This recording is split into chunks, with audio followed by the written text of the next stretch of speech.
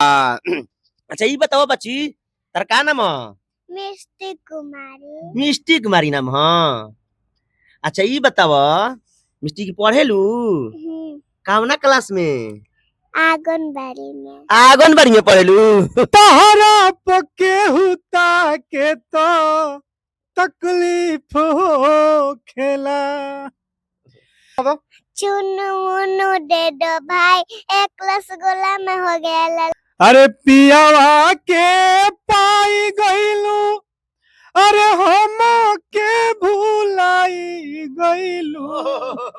ओकरा मोबाइल पे ओकरा स्क्रीन पे पहले मिष्टी के ही वीडियो आवेला।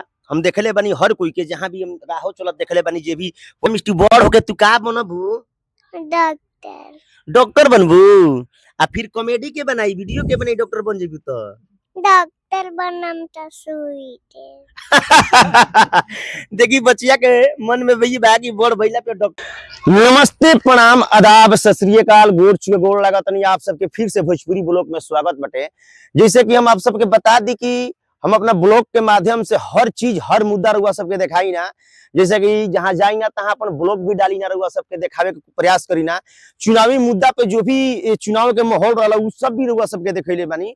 लेकिन आज देखिए एगो बहुत अपना ब्लॉग में यूनिक चीज लेके आइल बानी और वह सबके हम बता दी कि हम आइल बानी मिष्टी, यानी मिष्टी के कर नाम ह कि रुआ सब जे भी मोबाइल खोलत हुई ओकरा मोबाइल पे वही लड़की के वीडियो सिर्फ पहले ही आवत हुई।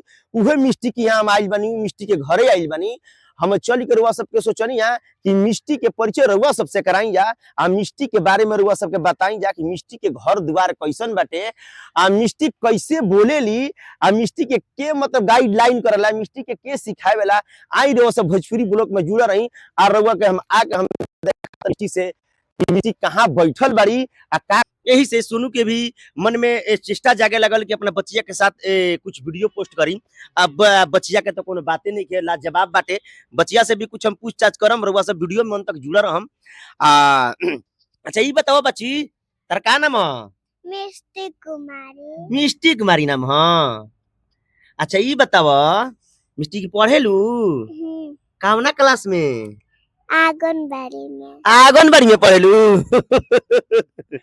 अच्छा मिष्टी वीडियो बनावे में ठीक लागेला, मन लागेला तारा? अच्छा मिष्टी बड़ होके तू का बनबू? डॉक्टर। डॉक्टर बनबू।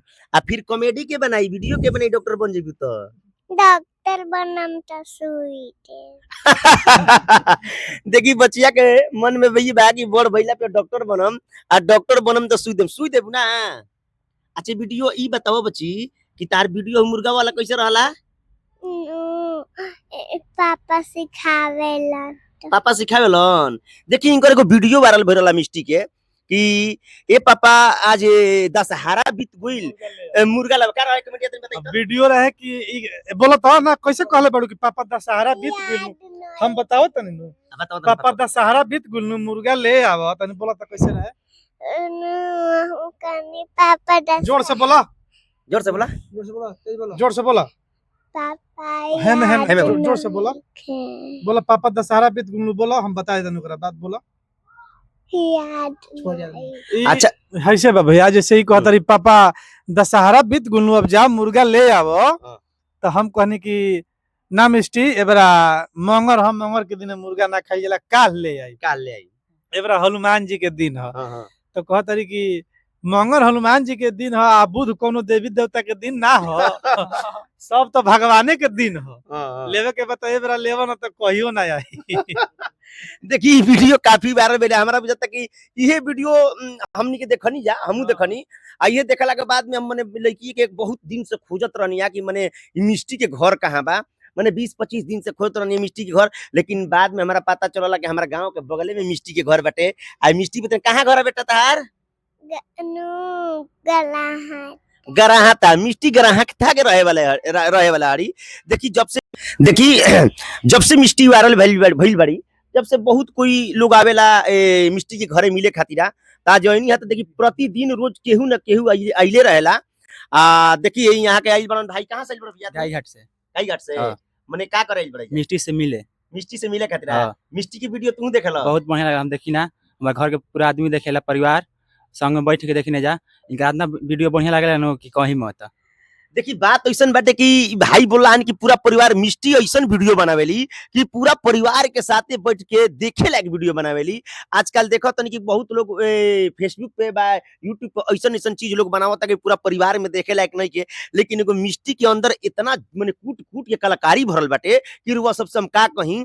आ देखिए एगो भाई बैठल बने जाए, भाई कहाँ घर पड़ता है? हमारे पर भाई जी बलुआ बलुआ। हाँ देखिए बलुआ से आइल बड़ा का कर तू मिष्टी से भेंट मिस्टी करे? हाँ मिस्टी भेंट करे मिष्टी से भेंट कराई बड़ा।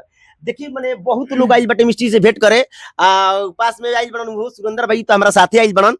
वो बहुत दिन से कहत रहन कि ना राहुल भाई चलल जाई मिष्टी के घरे चल जाओ, तो खोजत खोजत आज मिष्टी के घरे आइल बनी। वो कहम कि ई सोनू जी बानी यहाँ के पापा, मिष्टी के पापा कलाकार हनी, बहुत सुंदर गायक भी हनी, यहाँ के बहुत मने अच्छा खासा मने गाना भी बाजल बाटे। तो थोड़ा उनका पापा से भी कहम कि रुआ तनी गुनगुनाई, बाप तो बाप बेटी के तो जवाबे कोनो नहीं है। तो सोनू जी कहम कि तनी हमारा दर्शक लोग के कुछ गुनगुना कर रुआ बताई, रुआ तो गायक हनी बहुत अरे बढ़िया भैया, गायक हनी रुआ। हम एगो गाना बड़ा निक लागेला। हाँ। अरे तहरा पके हुता के तो तकलीफ हो खेला, अरे तहरा पके हुता के तो तकलीफ हो खेला, तोहरे दीदार खाती आई तोहर गली, अरे झरको से केहू झाके तो तकलीफ हो खेला। वाह वाह, का रुआ दम का बार आवाज में कितना मने जादू बाटे, बहुत बढ़िया। बाप तो मने कहीं के नहीं के आवाज मतलब इतना सुरीला आवाज बाटे। बेटी के तो आवाज ऐसा बा, मिठास बा। एगो सुनी जी कहम कि खाली और कोनो कोनो बढ़िया गाना गाई तो मने बहुत बढ़िया लागल है। राउर गाना कौन बाटे एगो जो कि मार्केट में बाजत होके और रुआ कहिलो कम ऊ चीज गाई रुआ? एगो गाना हम गइले रही सैड सॉन्ग। हाँ। अरे पियावा के पाई गइलू, अरे हम के भुलाई गइलू, अरे पियावा के पाई गइलू, अरे हम के भुलाई गइलू, सुतलो में लहू के सुरतिया ए गोरिया। ओहो, देखी साइड सॉन्ग इनका सोनू जी के गाना रहला। आई कौन चैनल है राहुल जी? ई हमारे एगो चैनल बा सोनू गोपाल बंसी ऑफिशियल। अच्छा। मिस्ट उ तो बहुत पुरान हो गइल, हाँ, हाँ। लेकिन नया में अब हम अपना भाई लोग के बतावल चाहतनी भैया रौरा माध्यम से हाँ, हाँ। कि नया में जो भी गाना आई तो यूट्यूब पर हम चैनल बनौले बानी मिष्टी मौसी के नाम से, अपना बेटी के नाम से मिष्टी मौसी के नाम से यूट्यूब पर चैनल बा। अब जो भी नया में गाना आई वही चैनल से आई। देखिए बहुत बढ़िया लागल मिष्टी से और मिष्टी के पापा से मिल के हमारे दिलवे गदगद हो गई। और वो सभी वीडियो के मने थोड़ा मनी ना पूरा वाच करम जा, बहुत मजा आई रहा, बहुत बढ़िया लगल है कि मने मिष्टी के पापा भी मन इतना सुरीला गावे वाला, मिष्टी के मिष्टी के आवाज इतना मिठास बाकी रुआ सब हम कहीं कहीं। एगो पोएम सुनी ना, पोएम बड़ा पोएम सुन। बोली तो पोएम बोलो तो बेटा, सुनो पोएम मुनो सुना दो।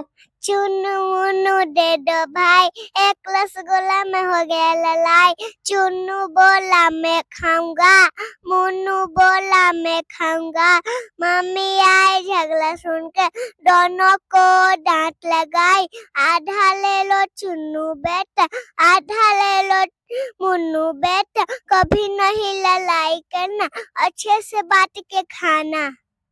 वाह वाह वाह, तनी ताली बजा दलो तो हम लोग के। बहुत बढ़िया, वाह का सुंदर मने पोएम गई बोलले बारी मिष्टी।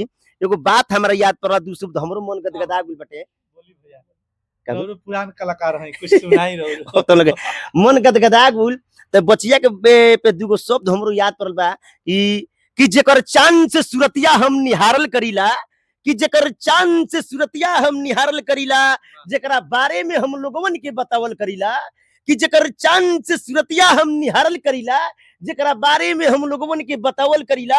अरे तू तो गंगा जी के छल छल पानी हरू हो, अरे तू तो गंगा जी के छल छल पानी हरू हो। यही से तारा के मिष्टी कह के बोलावल करीला, यही से मिष्टी कह के बोलावल करीला बेटा।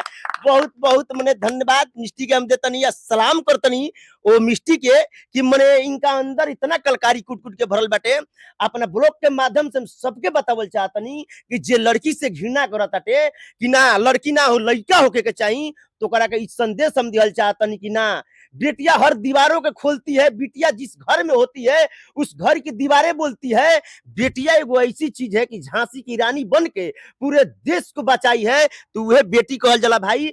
आ बेटी एगो लक्ष्मी होली, बेटी के मने कार हुआ से कहीं लक्ष्मी होली, या बेटी के मने जितना भी कहीं बेटी के बारे में शब्द कम पड़ जाता है, ये वीडियो कर दबा कर हुआ सब शेयर करम जा आ कमेंट करके बताइम जा कि मने बेटी के अंदर कितना जुनून बा। आ बेटी के हमनी के जितना भी लोग देखत है पूरा बिहार के, वो सबसे हाथ जोड़ के विनती प्रार्थना बा, निवेदन बा कि वीडियो के जे भी बचिया के वीडियो देखी ओकरा के शेयर लगाई जरूर। ये बेटिया के हम बॉम्बे देखल चाहतनी, ए बेटिया के पूरा एकदम का कहीं फिल्मी दुनिया में सबसे टॉप जगह पे बेटिया के देखल चाहतनी। इतना छोट एथी में कितना वर्ष को होती बेटिया? 4.5 साल। 4.5 साल की बेटी में इतना कुट कुट के बताई सरस्वती के दिन बा। ई वीडियो के रुआ सब एकदम दबा के शेयर करम। जय हिंद, जय भारत, जय संविधान, जय बिहार। जय बाबा।